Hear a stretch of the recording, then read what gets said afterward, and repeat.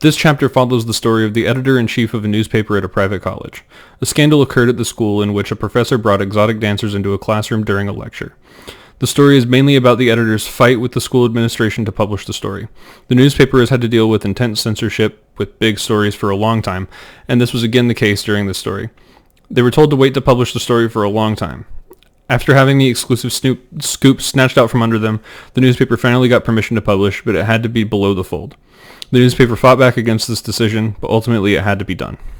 After consulting with an advisor, the editors decided to publish the newspaper with nothing on the front page except for the words "See below the fold," as well as an explanation of why they decided to publish it this way. The answers to the questions for the chapter. Number 1, I agree with the students' decision because it adhered to the requirements that the administration gave them while still serving as a form of protest against the censorship of the newspaper. Number 2, it was not deceptive per se, but it was unorthodox and pushed the boundaries of the requirements given to them.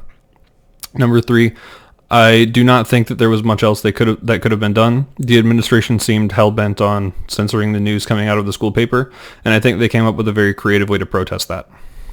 Number 4, launching a news organization of your own is a valid option, but it takes a lot of planning, coordination, and funds from sources other than the school they're trying to get away from. Mainly just logistic issues. Number 5, I would have approached the new academic year with a careful plan to build a relationship between the administration and the newspaper back up. I'm a more ethical person this week because now I understand some of the pitfalls that can come into play when reporting on stories and when dealing with editing a newspaper. I do not plan on going into news, but we all deal with the news every day. Understanding some of the difficult situations faced by editors can help us better understand why facts were left out of stories or were not reported on at all sometimes. Thanks.